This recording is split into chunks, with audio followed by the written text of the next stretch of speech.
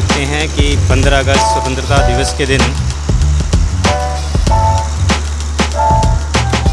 Ergo company ने फरीदाबाद को कह सकते हैं कि इलेक्ट्रीफाई कर दिया है। यहाँ पर गाड़ियों की चार्जिंग की सुविधा इस कंपनी ने लगाई है और प्रमोट किया है फरीदाबाद की जनता को कि वो इलेक्ट्रिक व्हीकल ख़रीदें और पॉल्यूशन से अपने शहर को बचाएं। जैसा कि आप जानते हैं कि फरीदाबाद है नंबर 1 पे आया था पॉल्यूशन में, तो वर्ल्ड में मोस्ट पोल्यूटेड सिटी में फरीदाबाद का नाम आ रहा था। तो ये इलेक्ट्रीफाई इसलिए किया गया है ताकि लोग इलेक्ट्रिकल व्हीकल्स ख़रीदें और पर्यावरण को बचाएं। और जो नंबर 1 फरीदाबाद आया था पॉल्यूशन में, वो बाकी चीज़ों में नंबर 1 नहीं। आप देख सकते हैं ये चार्जिंग स्टेशन है, इस पर कितने % चार्ज हुई, कितना समय चार्ज करने में लग रहा है, ये सारी डिस्प्ले यहाँ पर नज़र आती है। और इनका कहना है कि लगभग आधे घंटे में गाड़ी पूरी तरीके से चार्ज हो जाती है। तो आप देख सकते हैं और भी गाड़ियाँ यहाँ पर चार्जिंग के लिए लगाई जा रही हैं।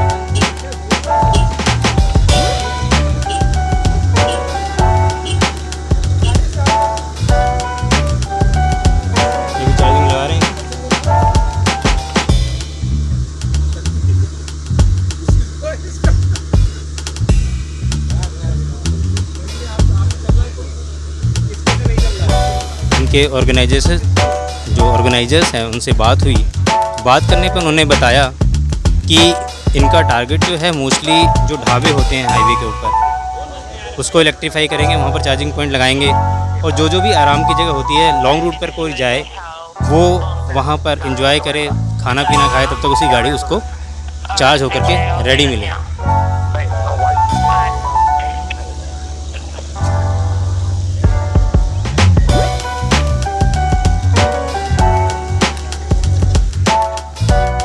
तो आप देख सकते हैं ये गाड़ी कनेक्ट की जा रही है अभी चार्जिंग के लिए, ये अभी चल रही है। और आपको ये सारे कंट्रोल जो है मोबाइल ऐप के थ्रू भी होते हैं, वो आपको अभी यहाँ पर डिस्प्ले करके दिखाएंगे ये।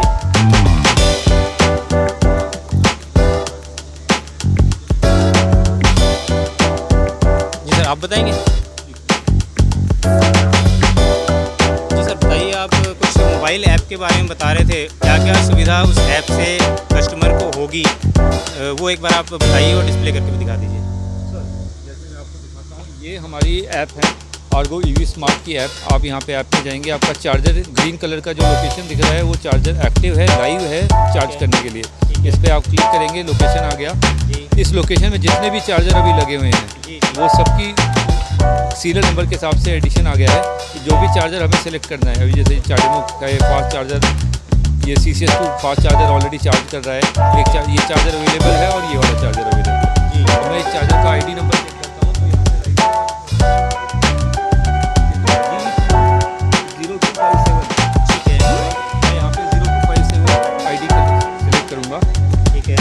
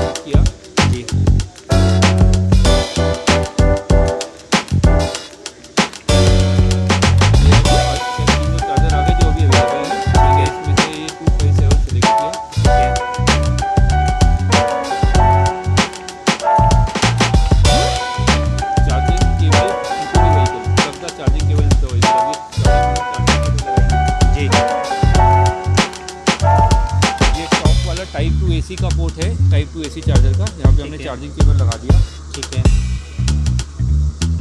यहाँ से हम कंटिन्यू करेंगे जी। मनी जितना भी हमें पैसा डालना है, जिसने के लिए करना है या जितना हमें किलोवाट इसमें फीड करने हैं वो सारा हम अपने हिसाब से सेलेक्ट कर सकते हैं। हमने यहाँ पे यूनिट डाल दिया 25 किलोवाट आवर और ये मैंने इसको ओके कर दिया।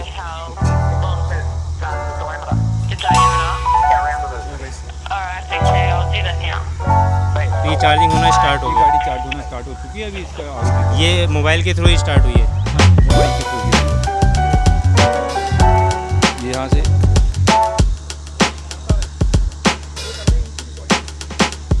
कितना टाइम ड्यूरेशन है, एनर्जी है, उसके बाद में कितना परसेंटेज चार्ज हुआ है वो सारा ऐप में ही दिखेगा। अभी हमने इसमें मनी फीड किया, अगर कहीं पे ये है कि फुल चार्ज करना है तो उसके लिए आपको बैटरी का कितनी कैपेसिटी है 25 किलोवाट आवर, मुझे 20 यूनिट लगाने हैं, 25 यूनिट लगाने हैं या 30 यूनिट लगाने हैं, उस हिसाब से मैं यूनिट सेलेक्ट कर सकता हूँ। मैं इसमें टाइम ड्यूरेशन सेलेक्ट कर सकता हूँ, मुझे 3 घंटे गाड़ी चार्ज करना है, मुझे 4 घंटे चार्ज करना है, या मैं पैसा चार्ज कर सकता हूँ कि मेरे को 300 रुपये की चार्जिंग करनी है या 200 रुपये की चार्ज करनी है। ठीक है, वो गाड़ी चलाते चलाते एक आइडिया हो जाता है कि कितने चार्जिंग की रिक्वायरमेंट अभी हमारी गाड़ी को है। तो ये कंप्लीट हो गया। हाँ, गाड़ी चार्ज हो रही है। अब मैं यहीं से आप कहेंगे तो मैं इसको स्टॉप करके भी दिखा दूँगा। आप देख सकते हैं इन्होंने मोबाइल से ही गाड़ी चार्ज करना स्टार्ट कर दिया है। गाड़ी चार्ज हो रही है और ये आगे डेमो दिखाएंगे कि स्टॉप करना है तो वो कैसे होगी। पूछेगा कि आप गाड़ी की चार्जिंग बंद करना चाहते हैं, please log out the charging.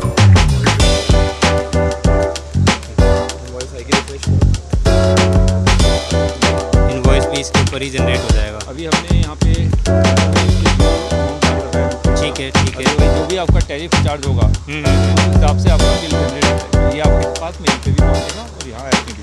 और बिल पे कैसे होगा ये? बिल पे ऑनलाइन होगा। सपोज आपने 100 रुपये का चार्जिंग करना है तो आप अमाउंट एडवांस वॉलेट में ऐड करेंगे। जो वॉलेट है, वॉलेट होता है, एडवांस होता है, आप जो आप सारे उसमें अवेलेबल है। आप वॉलेट में प्रीपेड में ऐड कर देंगे तो ऑटोमेटिकली उसमें से डिडक्ट हो जाएगा। नहीं तो वो बोलेगा कि इतना आप अमाउंट ऐड कीजिए जितना आपको चार्ज करना है और उसमें अगर आपकी वॉलेट में बैलेंस। ठीक है, थैंक यू। तो जैसा कि आप देख सकते हैं चार्जिंग करना इसके में बहुत ही ज़्यादा इजी है। मोबाइल ऐप के थ्रू आप सर्च कर सकते हैं कि कहाँ पर चार्जर अवेलेबल है, कहीं बिजी नहीं है कोई चार्जर, कोई अवेलेबल चार्जर कहाँ पर है, और उस लोकेशन पे आप जाकर के अपनी गाड़ी इजीली चार्जिंग में लगा सकते हैं। और इस तरीके से फरीदाबाद को इलेक्ट्रीफाई कर दिया गया है ताकि लोग ज़्यादा से ज़्यादा इलेक्ट्रिक व्हीकल खरीदें और पर्यावरण के मामले में फरीदाबाद की जो रेटिंग है उसको बढ़ाएं। वर्ल्ड का नंबर 1 पॉलिटी सिटी में फरीदाबाद का नाम आया था, वो नाम अच्छी चीज़ों में आए। धन्यवाद। चार्जिंग स्टेशंस लगा रहे हैं हम लोग, पैन इंडिया चार्जिंग स्टेशंस लगाए, तो लोगों को अवेयरनेस भी देनी है कि इन गाड़ियों को खरीदिए। और चार्जिंग स्टेशंस भी हम लोग, हमारे जैसे लोग और हम लोग लगा रहे हैं। गवर्नमेंट भी इसको प्रमोट कर रही है। तो इट्स यू कैन से कि ये एक अवेयरनेस है पब्लिक को, भारत की जनता को। और 75th इंडिपेंडेंस डे, इससे अच्छा शुभ दिन हो नहीं सकता जब लोगों का मिशन और विज़न एक होता है। आपको पता है कि जब देश आज़ाद हो रहा था ना तो एक ही मिशन था कि भारत आज़ाद करना है। तो उस मिशन और विज़न में अगर एक पॉइंट और जुड़ जाए ईवी लोगों के, तो शायद भारत को प्रदूषण मुक्त बनाने में बहुत बड़ी मुहिम आगे साकार हो जाएगी। तो इस दिन इसलिए चुना फरीदाबाद के लिए, जबकि हम लोग तो चार्जिंग स्टेशन लगा रहे हैं 2 महीने पहले भी लगाए, बट इस दिन भी लोगों को ये अवेयरनेस, क्योंकि सारे लोगों का ध्यान इंडिपेंडेंस डे पे है, तो वो थोड़ा सा इस चीज़ को भी ध्यान दें। तो ये भी आज़ादी का दिन आपने चुना, इलेक्ट्रॉनिक व्हीकल की ड्राइव जो निकाली, आज़ादी का दिन आपने चुना, तो क्या हम इसको ऐसे जोड़ के दे सकते हैं कि जो अभी जनता पर महंगे पेट्रोल की मार पड़ रही है, अब ये हम प्रमोट करेंगे, आगे चल के आदमी इलेक्ट्रॉनिक व्हीकल लेगा तो महंगाई से भी थोड़ा सा उसको आज़ादी मिलेगी। इलेक्ट्रिक देखिए, सच्चाई है, आप भी जानते हो पेट्रोल दिन प्रतिदिन, डीजल दिन प्रतिदिन बढ़ रहा है। गवर्नमेंट को भी बहुत सारा क्रूड ऑयल इंपोर्ट करना पड़ता है ना। उनके हम लोग जो चीज़ खुद डेवलप कर सकते हैं, हम लोग सौर ऊर्जा से पावर जनरेट कर सकते हैं। हम लोगों के बहुत सारे ऑप्शंस हैं, बट तेल हम लोगों को मोस्टली इंपोर्ट करना पड़ता है। तो गवर्नमेंट भी इस चीज़ को प्रमोट करना चाहती है। गवर्नमेंट को सबसे, और इससे भी बड़ी बात हमारी ज़िंदगियाँ, हम कमाते हैं किस लिए? अच्छी ज़िंदगी जीने के लिए, पॉल्यूशन मुक्त। तो प्रदूषण मुक्त अगर भारत देश का निर्माण करने में अगर सहयोग देंगे तो इससे अच्छी तो चीज़ ही नहीं हो सकती ना। तो दूसरा, हाँ, ईवी इलेक्ट्रिक चार्जिंग कार जो होती हैं वो सस्ती इलेक्ट्रिक कार्स, वो पेबैक कह सकते हो आप, क्योंकि उनका जो रनिंग कॉस्ट है लगभग वो 60 से 65% रिडक्शन है आपके रनिंग कॉस्ट में। आपकी एक गाड़ी लगभग आपको जो पे देना, मतलब कोई भी जो इंफ्रा लगा के बैठा हुआ है, जो CPO as a charge point operator है, जो आपको ये सुविधा उपलब्ध कराएंगे चार्जिंग कराने की, वो लोग 2 रुपये, 1 रुपये 80 पैसे इस तरीके का आपको पर किलोमीटर कॉस्ट पड़ेगा। तो आप भी जानते हो इलेक्ट्रिक वो आपकी पेट्रोल डीजल की कार 5 रुपये 6 रुपये किलोमीटर चल रही है, तो क्यों नहीं 10 रुपये मेंटेनेंस लगा के 8 रुपये 9 रुपये। अब मारुति स्विफ्ट की बात करोगे तो लोग बोलेंगे 6 रुपये चलती है, बट आप MG बात करोगे तो वो 9 रुपये चल रही है। तो एक रेंज है 6 रुपये से लेकर 9 रुपये, उसको अगर हम 1.5 रुपये से लेकर 2 रुपये किलोमीटर अगर इलेक्ट्रिक से कर सकते हैं तो इससे अच्छा फायदा और इससे अच्छी मुहिम नहीं हो सकती है भारत देश में लिए। तो इसलिए EV सच में एक कॉस्ट इफेक्टिव सॉल्यूशन है डेली यूज़र्स के लिए। और मैं आपको एक अपना अध्ययन बता रहा हूँ छोटा सा। आप एक गाड़ी अगर 1500 किलोमीटर महीने का चलाते हो ना, कोई भी अगर यूज़र जो अपने ऑफिस जाता है और महीने में 1500 किलोमीटर, तो उसकी गाड़ी में जो कॉस्ट आती है डीजल में, अगर 6 रुपीज़ एवरेज हो या 7 रुपीज़ में, तो अभी जानते हैं 9000 रुपये उसको देना पड़ता है। नहीं अगर EV वाला होगा उसको कितना देना है, 3000 रुपये मैक्सिमम। ये तो मैक्सिमम कॉस्ट बोला। बट अगर अच्छी कॉस्ट में जाओगे, क्योंकि कुछ CPO बहुत अच्छे रेट दें, 1000 रुपये 1500 रुपये, 1000 से लेके आपको अच्छी से महंगे से महंगा 2500 रुपये। तो 2500 और 9000 में कितना फ़र्क है। तो ये किसकी पॉकेट में वापस आया, एक यूज़र की पॉकेट में। यही अवेयरनेस तो हमें लोगों को देनी है कि इन गाड़ियों को खरीदो। गवर्नमेंट भी आप लोगों को सपोर्ट कर रही है, सब्सिडी दे रही है, तो इंफ्रा भी लगवा रही है, दूसरे लोगों को लगाने में भी मदद कर रही है। तो लोगों को भी आगे आना चाहिए इन गाड़ियों को खरीदने।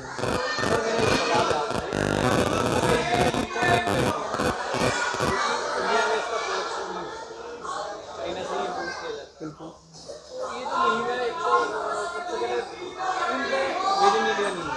ओके, दूसरा जो अभी इलेक्ट्रिक का जो टाइम आ चुका है, इलेक्ट्रिक EV के लिए इंफ्रा अभी सेटअप होने में है, उसके साथ साथ चैलेंजिंग जो है काफ़ी है। क्योंकि अगर लिथियम यहाँ पे इंडिया में अगर इसका प्रोडक्शन होता है, क्योंकि इसका जो रॉ मटेरियल है वो चाइना से ही होता है, कॉस्ट ज़्यादा पड़ती है। देखिए मैं आपको बड़ा सिंपल सी बात बोलता हूँ। मैं डीजल IEC मैंने इंटरनल कंबशन इंजन के लिए देखा एज ए टेक्निकल पॉइंट पे बात आता हूँ कि 90% ब्रांड बाहर के ही इंजन लेते हैं। हमारे इंडियन ब्रांड मैं समझता हूँ फिएट का कोई, निसान का इंजन कोई किसी का, वो भी बाहर से ही टेक्नोलॉजी आती थी, समझ रहे हो। जबकि गवर्नमेंट काम कर रही है अपने इस पे कि हम लोग अपने इन हाउस करें, या जो आप बैटरी के लिए बात कर रहे हो, बट फिर भी मैं आपको उस सेगमेंट की बता रहा हूँ जिसके लिए हम लोग बोलते हैं। उसमें भी 80% प्रोडक्ट्स जो ये कंबशन इंजन है वो बाहर से ही आते हैं। इधर उन्होंने यहाँ बनाने शुरू कर दिए हैं कुछ ब्रांड्स में, यहाँ कंपनियाँ बोल के इंजन हो सकता है इंजन, बट अब समझिए ना इतना टाइम लगा। और इसमें तो गवर्नमेंट बहुत तेज़ी से आगे बढ़ रही है, सबका सपोर्ट। और वॉल्यूम जब बढ़ेगा ना, कोई भी चीज़ देखिए वॉल्यूम और डिमांड से रिलेटेड होता है, तो कॉस्ट ऊपर जा रही है। लगता है ना लोगों को भी थोड़ा बहुत कि टाइम लग रहा है, ये कॉस्ट नहीं है रीज़न। लोगों को अवेयरनेस नहीं है, लोगों के पास ऑप्शंस नहीं है एक कॉस्ट रेंज में जाने के लिए। दूसरा जो बनाने वाले लोग हैं ना, वो डिलीवरी। आशीष जी मेरे साथ बैठे हुए। आशीष जी आप भी इस चीज़ को मेरे से आप भी समझते हो कि डिमांड ज़्यादा है अभी लोगों की ना, डिमांड है गाड़ी खरीदने के लिए, बट मैन्युफैक्चरर्स उस हिसाब से अभी चेंज नहीं दे पा रहे हैं। आप थोड़ा सा टाइम दीजिए, देखिए लाखों गाड़ियाँ हैं किसी भी एक मेट्रोपॉलिटन सिटी को, उसमें 100-200 गाड़ियाँ बढ़ती हुई आपको दिखेंगी नहीं, बट एक्चुअली मैंने वो बहुत तेज़ी से बढ़ रही है। सुधीर जी, आम आदमी की जेब से जुड़ा हुआ सवाल मैं पूछ रहा हूँ, क्या कीमत होगी इस गाड़ी बाजार में, और एक बार अगर ये चार्जिंग हम कंप्लीटली कर लेते हैं कितने किलोमीटर तक का सफर तय कर सकते हैं? देखिए अभी ना मार्केट में जो ब्रांड्स हैं वो टाटा नेक्सॉन है, टाटा के ब्रांड्स हैं, टाटा के 2 मॉडल्स हैं। उसके बाद MG, Hyundai, ऑडी ने भी लॉन्च किया, कुछ अच्छे ब्रांड्स आने वाले हैं। आप कहते हो जैसे हम पेट्रोल इंजन में वो होता था ना कि टैंक कितना बड़ा है, जितना बड़ा टैंक होगा उतना तेल ज़्यादा लेगा, उतनी दूर तक जाएगा। तो इसमें जितनी बैटरी की कैपेसिटी ज़्यादा है वो उस रेंज से चलेगी, तो ये बात है। और ये कॉस्ट के ऊपर डिपेंड है कि बड़ी गाड़ी की लिथियम आयन बैटरी की कैपेसिटी ज़्यादा है तो वो ज़्यादा किलोमीटर जाएगी। तो लोगों को अपनी रेंज फिक्स करनी है, आपको किस रेंज की गाड़ी है। जो अच्छी से अच्छी गाड़ी चलेगी ना, जो अच्छी से, देखिए ब्रांड टू ब्रांड डिपेंड है, मॉडल टू मॉडल डिपेंड है। आप अगर IPS पे जाओ, जगुआर IPS, वो बड़ा ब्रांड है, प्रीमियम ब्रांड है, बड़ी गाड़ी है, महंगी है, किलोमीटर रेंज ज़्यादा है। टाटा नेक्सॉन गवर्नमेंट, हम लोगों ने जो ऑब्जर्व किया, हम तो चला वाला बात करते हैं, 300 कुछ रेंज वो क्लेम करते हैं और 250 किलोमीटर चलता है गाड़ियाँ, अच्छा चलाओगे तो। एक मेरा एक सवाल और है जिस तरीके से इंडियन बैंड्स दो चीज़ों पे ज़्यादा ध्यान देते हैं, तो कितना देती है, और जब एक टाइम अर्जे के बाद जब उसे बेचने का टाइम आता है तो वो जिसकी रीसेल वैल्यू इन गाड़ियों की क्या रीसेल है? देखिए मैं आपको एक ना लाइव एग्जांपल दे देता हूँ। MG गाड़ी आई है 2019-18 में, MG हेक्टर है ना, डीजल। जब गाड़ियाँ खरीदते हैं ना लोग, तो उसे पहले महीने 2 साल में 6 महीने में बेचते नहीं हैं। रीसेल का पता कब पता चलता है? जब 3-4 साल मार्केट में वो प्रोडक्ट हो जाए, तभी तो कुछ लोग सोचते हैं नहीं अब नई गाड़ी, आदत होती है कुछ लोगों की, है ना। तो रिक्वायरमेंट किसी प्रोडक्ट की नहीं होती कि इसे रीसेल कब करना है। दूसरी बात, जो कंपनीज मैन्युफैक्चर कर रही है ना, वो बहुत कुछ सोच समझ के कर रही है कि लोगों को कहीं क्वेश्चन ना उठाने पड़े। आप देखोगे लोग पता क्या बोलते हैं, कितनी गारंटी है वारंटी है इसके इंजन की, या इसके बोलते थे इंजन की। मैं कहता हूँ इंजन की तो वारंटी से ज़्यादा इन गाड़ियों के किलोमीटर्स में और बैटरी की वारंटी कंपनीज दे रही हैं। तो वो इसको प्रॉपरली मैन्युफैक्चर कर रहे हैं। ऐसा नहीं है, जो हम लोगों को पेट्रोल डीजल इंजन में जो रिक्वायरमेंट है ना, उससे कई ज़्यादा वो लोग पहले से ही प्लान में इसको प्रमोट कर रहे हैं। और क्वालिटी वाइज अब ये टेक्नोलॉजी है और एक नया क्रांति है जो पेट्रोलियम और उसकी जो लॉबी या हम लोग बोलते थे कि उनका युग था, है ना, वो युग अब थोड़ा थोड़ा कम होता जाएगा, क्योंकि उसने कहीं ना कहीं हेल्थ हैजर्ड्स किए। अभी बैटरी की तरफ जा रहे हैं, शुरुआत है, आगे बढ़ेगा और इसमें कहीं ना कहीं पॉल्यूशन फ्री है। इसमें एक चीज़ अगर हम बात करें, इंडिया अभी भी बहुत पीछे है, क्योंकि चाइना के अंदर ये टेक्नोलॉजी और गाड़ियों की संख्या की बात करें ओवरऑल, तो मेरे ख्याल से 10 गुना ज़्यादा है, या फिर हो सकता है उससे ज़्यादा भी हो। तो यहाँ पे अभी शुरुआत तो हुई है, मगर धीमी शुरुआत है। देखिए, आपको सबको पता है कि पिछले 2 सालों में ना कोविड ने हालात ख़राब किए हैं। अगर कोविड नहीं होता ना, मैं आपको आज आपको बताऊँ, आप मुझसे ये सवाल पूछ नहीं रहे होते और आप खुद ही जवाब दे रहे होते और मार्केट ना अच्छी तरह से, और अभी 6-7 महीने मार्केट को सीधा चलने दीजिए। इंडिया आने वाले टाइम का लीडर है वॉल्यूम के टर्म्स में। चाइना या किसी की भी बात करते हो, उन्होंने हाँ टेक्नोलॉजी 2010 में शुरू हुई थी जापान से, उसके बाद वो धीरे धीरे यूरोप ने भी उनको अपनी गाड़ियों को, छोटे देश हैं, अपनी 60% कन्वर्ट कर लिया। इंडिया का वॉल्यूम बहुत बड़ा है। फरीदाबाद जैसे शहर में या दिल्ली जैसे मेट्रोपॉलिटन शहर में अच्छी खासी गाड़ियाँ होती हैं। यहाँ वहाँ की 60% का मतलब होता है, अब यूरोप के किसी भी कंट्री को देख लो, हमारे राजस्थान की बराबर, हरियाणा की बराबर देश है, तो उनके अंदर तो उनका परसेंटेज कन्वर्जन ज़्यादा बड़ा दिखता है। बट इंडिया में जहाँ छोटा सा कन्वर्जन हुआ ना अगले 3-4 साल में, इन टर्म्स ऑफ वॉल्यूम हम पूरे देशों को पीछे छोड़ देंगे, और ऐसा होगा। आशीष जी, मेरा सवाल आपसे है, और एक आम सवाल है जो आपके, मेरे और हर आम आदमी के दिमाग में रहता है कि एक पेट्रोल गाड़ी या डीजल गाड़ी अगर हम खरीदते हैं तो हमें पता है कि हर 500 मीटर या 1000 मीटर के दायरे में हमारे पास एक पेट्रोल पंप अवेलेबल है। अब एक इलेक्ट्रिक व्हीकल अगर हम खरीदते हैं तो उसका जो इलेक्ट्रिक चार्जिंग का जो सिस्टम रहेगा, उसके लिए क्या प्लान है, उसके लिए क्या तैयार है? मैं आपको एक बहुत सीधा साधा आंसर देता हूँ इसका। आप पेट्रोल पंप कभी भी अपने घर में नहीं लगा सकते, लेकिन बिजली हर घर में आती है। हर गाड़ी में सुविधा होती है कि 15 एम्पेयर के नॉर्मल प्लग पे जो घर में होता है, इसमें अर्थिंग प्रॉपर हो रखी है। आप अपनी गाड़ी को वहाँ पे चार्जिंग पे लगा सकते हैं। आप आधी से ज़्यादा वाली गाड़ी घर में ही चार्ज करते हैं। हाईवेज़ के ऊपर, लॉन्ग ड्राइव्स के ऊपर, या कभी आप तकलीफ में आ जाएं, आपको जल्दी चार्जिंग चाहिए, तो आप फास्ट चार्जर का उपयोग करते हैं, जो बाहर हाईवेज़ पे या पब्लिक चार्जिंग का उपयोग करते हैं, जो लगे होते हैं। तो इसमें कोई प्रॉब्लम वाली बात कहीं पे भी नहीं है। मतलब पेट्रोल घर घर में आ नहीं सकता, बिजली तो घर घर में कितने सालों से चल रही है ऑलरेडी, तो कोई प्रॉब्लम ही नहीं है। ज़्यादातर जो गाड़ियाँ आज जो आपने रैली की, उसमें ज़्यादातर गाड़ियाँ DL नंबर की थी, जो हरियाणा में अभी तक जो भी आपके यूजर्स है जो अभी तक मिला नहीं था, या फिर अभी तक आपको जो प्लानिंग है अभी कहाँ हरियाणा की बात करें तो हरियाणा में कहाँ अभी तक गवर्नमेंट ने सब्सिडीज़ जो निकाली हुई हैं आसपास, वो दिल्ली में सबसे अच्छी है। आपकी रजिस्ट्रेशन फ्री है, रोड टैक्स आपका फ्री है, और आपको 1.5 लाख रुपये की सब्सिडी भी मिलती है। और इस गाड़ी में ना सब कहते हैं कि महंगी है, पेट्रोल गाड़ी से महंगी है, डबल कॉस्ट है, लेकिन सही मायने में ये महंगी नहीं है, क्योंकि ये आपकी हर साल कुछ नहीं नाना करते भी जो सर ने कॉस्ट बताई और जो मैं कॉस्ट बता रहा हूँ, क्योंकि मैं यूज़ करता हूँ गाड़ी को, गाड़ी मुश्किल से 1 रुपये पर किलोमीटर पड़ती है घर पे, ठीक है। तो इसमें जब आप बाहर के चार्जेस का उपयोग करते हो, जो पब्लिक है, अब आप घर पे खाना खाते हो, बाहर खाना खाते हो, उनके रेट्स में फ़र्क होता है। तो आपके ऊपर है कि आप बाहर कितनी बार खाना चाहते हो और आप घर पे कितनी बार खाना चाहते हो। गाड़ी की कॉस्ट अपने आप गाड़ी निकालती है। सर एक सवाल आप मेरा इसी से ही संबंधित है, जैसे आपने घर और बाहर का जी घर पे जो हमारे आमतौर पर गाड़ी के साथ जो चार्जर आएगा वो एम्पेयर उसका कम होगा, जी। टाइम लॉन्ग लेगा। जी तो क्या ऐसा भी कोई आप प्लानिंग कर रहे हैं बड़े ही चार्जर्स जैसे जो वहाँ पे ज़्यादा एम्पेयर के ज़्यादा पावर के घर पे ही इंस्टॉल किए जाते हैं? नहीं, देखिए घर पे इसमें मैं आपको थोड़ा सा बता दूँगा। घर पे देखिए, अब आप अपने शहर से प्रैक्टिकल ले लीजिए। कुछ जगह पे आपके पास पार्किंग नहीं होती, आप रोड के किनारे गाड़ी खड़ी करते हो, उन लोगों के लिए ऐसे चार्जर्स की ज़रूरत है। कुछ लोग रेंट पे रहते हैं बट गाड़ी है उनके पास, वो भी ईवी खरीदेंगे, उनको भी ऐसे चार्जर्स की ज़रूरत पड़ेगी कि स्लो और फास्ट दोनों यूज़ करेंगे। जिनके पास पार्किंग अपनी है वो तो अपने घर की यूटिलाइज़ कर सकते हैं, बट जिनके पास पार्किंग नहीं है तो उनको तो इस तरीके के स्टेशन पे जाना पड़ेगा ना। और उनको भी पता है कि मेरी 60% कॉस्ट रिडक्शन हो जाएगी, तो किसको अपने जेब में पैसा वापस आता अच्छा नहीं लगता, तो गाड़ियाँ तो लोग खरीदेंगे।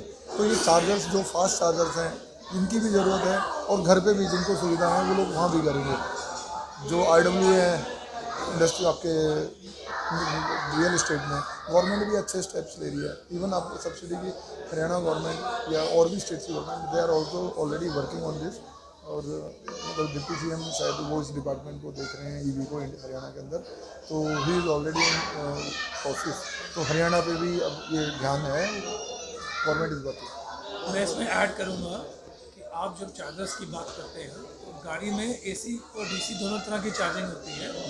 तो जिस तरह की आप गाड़ी लेंगे, जैसे कि सुधीर जी ने कहा कि जितना गाड़ी का टैंक बड़ा होगा तो उसी टैंक के हिसाब से उसकी कैपेसिटी होती है चार्जिंग की। उसमें ऑन बोर्ड चार्जर गाड़ी में लग के आता है जो नॉर्मल बिजली से चलता है या 3 फेज बिजली से चलता है। So it depends what kind of charger you are looking for. आप कितनी महंगी गाड़ी ले रही है वो उतनी जल्दी चार्ज होती है, बट बात वहीं आती है ले दे के वो टाइम उतना लेती है, लेकिन उनकी बैटरी बड़ी होती है तो टाइम उतना रहता है लेकिन बैटरी ज़्यादा charge. Simple. Thank you so much. You are welcome. Welcome. Independence day की आप सब